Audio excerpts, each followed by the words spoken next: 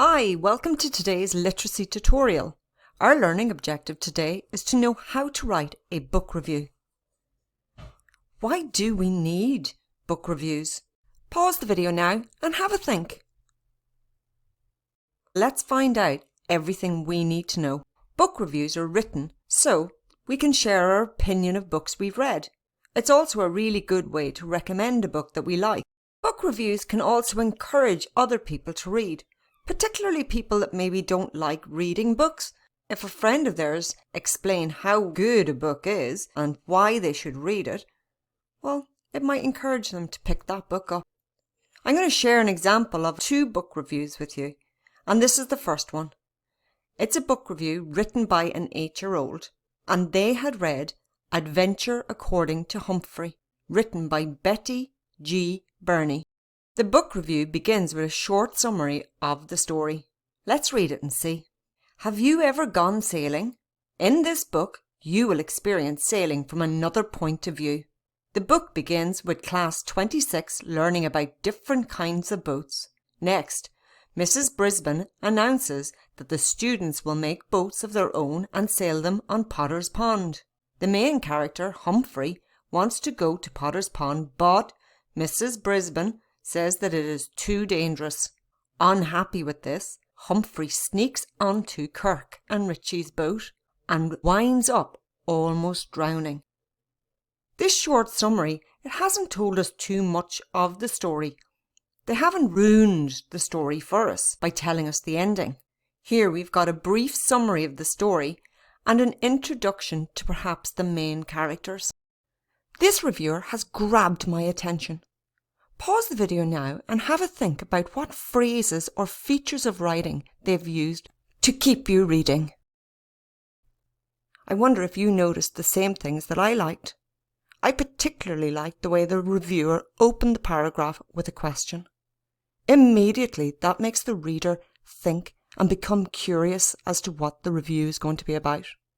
The reviewer has also used fronted adverbial phrases to give more information, and again, that keeps me interested. Take a moment now to hunt for the fronted adverbial phrases. Well, how many did you spot? Did you find the phrases I did?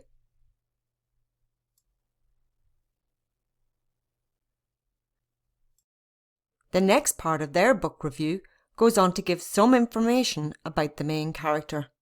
Let's read on.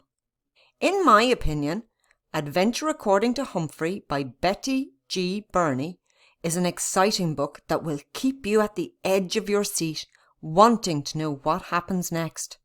The main character is a kind and fearless hamster named Humphrey. The book is packed full of exciting adventures. Adventure According to Humphrey will make you see the world from a different point of view. Well, I think the writer of this book review has given some really interesting information about the main character. Pause the video and find 4 pieces of information that you found out about the main character. We found out that the main character, whose name is Humphrey, is in actual fact a hamster. And we also found out a little bit about what type of character he is. He's fearless and adventurous. My favourite phrase of this paragraph is keep you at the edge of your seat, wanting. The writer has increased my excitement about the book just with that one phrase. Let's read on.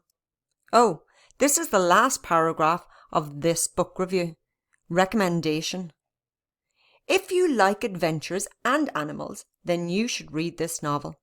I give it 5 stars for its exciting moments and breathtaking events. I highly suggest you read Adventure According to Humphrey by Betty G. Burney. You don't want to miss this boat. And you can see the 5 stars that this reviewer has given the book. What I like about their recommendation is they haven't just said, ooh, I recommend the book. They've given the reason for recommending. They've said it's the exciting moments and breathtaking events that grasp their interest. Always make sure when you're making a recommendation that you're given a reason why. Here's the second book review that I'm going to share with you, but this time the child had read Cabin Creek Mysteries, The Secret of Robbers Cave. This book is written by Christiana Gregory.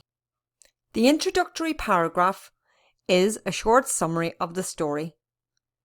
Let's have a read. In this great mystery, 3 children are on a search for gold. Jeff, David and Claire are trying to find where the gold is hidden. They are helped along the way by their 3 pet dogs.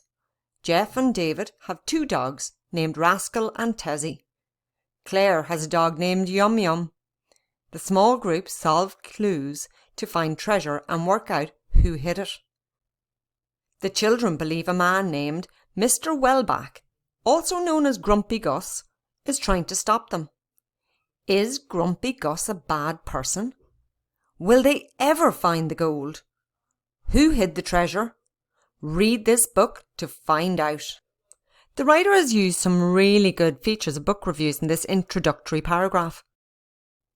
Pause the video now and have a think about some things that the reviewer has done well here. They've given us a short summary of the story without ruining the adventure. We've been introduced to the main characters, and we've also been told about a possible bad character, an antagonist. The writer has also made use of rhetorical questions.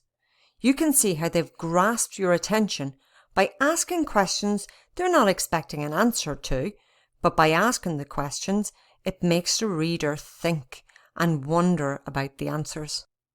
These rhetorical questions encourage you to pick up the book and find out the answers yourself.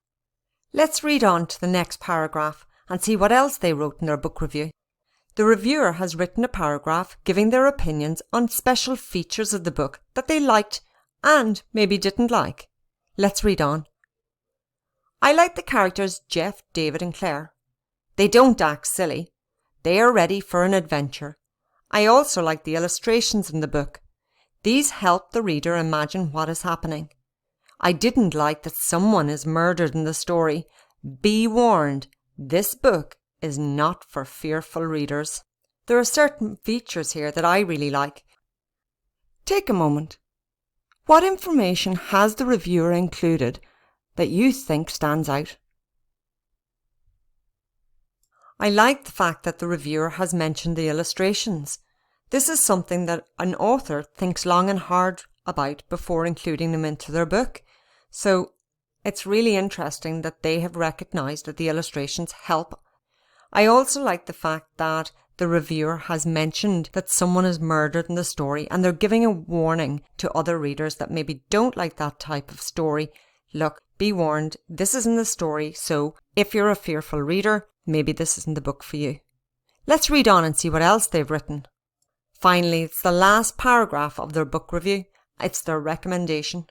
I recommend this book to people who like scary mysteries. The story will keep your nose in the book. It is ideal for children aged 8 to 11 years old. If you like fiction and action, this book is great for you. And the reviewer has rated the book 4 stars out of 5, which is really quite positive. Here's a website for you to go and visit where you can read more book reviews written by children aged 8, 9 and 10. Have a wee read of some of their reviews and then think about what features do you like best? How would you go about writing your own book reviews? Let's look at some of the features of book reviews. Well, what's actually included in one? Normally, you would include the author and the title of the book. This information is really easy to find out. Just read the first page to find the facts.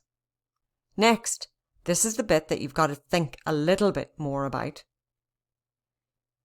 You need to think about the story, the characters, any highlights from the novel, any little weak bits that you didn't like, or would you say that the book is unputdownable? This information can only be written if you've actually read the book. Some of it is fact, but your opinion is very important in a book review too. The first paragraph usually focuses on a short summary of the story. This is what actually happens. It's the factual part of your book review. To help you decide which main events you're going to talk about in your summary, First, draw a timeline with the beginning scene of the book at the top of a piece of paper and the final scene at the bottom, and then pick 2 or 3 events that happen in the book that you want to include. For example, with the novel The Iron Man, write Hogarth fishing alone at the top of the page, and then the Iron Man had become the world's hero at the bottom. And you can decide on maybe 1 or 2 events in between that you'll mention in your book review. You can also write a sentence about where the story takes place. For example, a story that begins in America. A book review would also mention the main characters. You would usually include a short description. To help you describe the main characters, first jot down these details onto a plan. The name of the character, the role they played, and an adjective to describe them.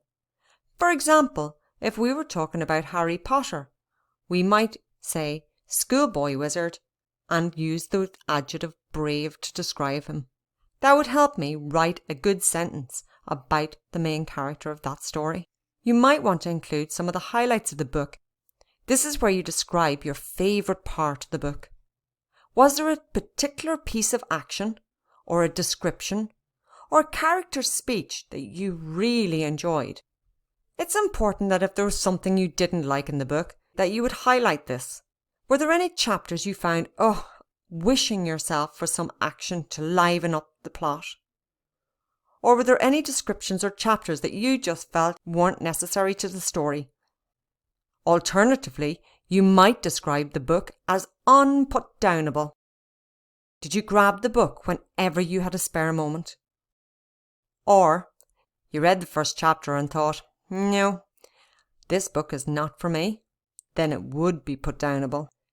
Now that we've gone through a couple of examples of book reviews and looked at some of the features, now that you've finished reading the novel, it's time for you to write a book review. Your book review should have at least 3 paragraphs, and each paragraph should have at least 3 interesting sentences. Remember, noun and adjective modifiers provide more detailed and interesting information for the reader. You should include a paragraph for each of the following points. Your book review should begin with a brief summary of the story, but remember, don't give away the ending.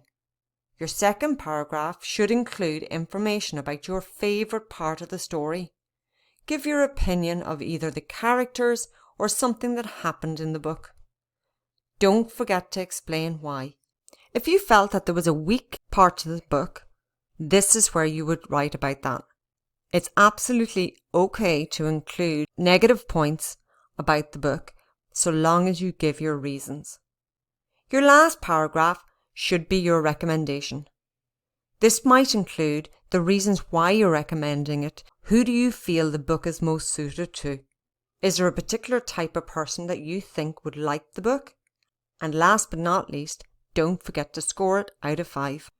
When you have finished your first draft, always go back and read what you have written. Check it against the success criteria. Your success criteria is this. Read back over your work and check for punctuation, especially capital letters, full stops and apostrophes. Check for correct spellings. And have you included noun and adjective modifiers? If not, go back and see if you can. It will make your writing so much more interesting. Good luck!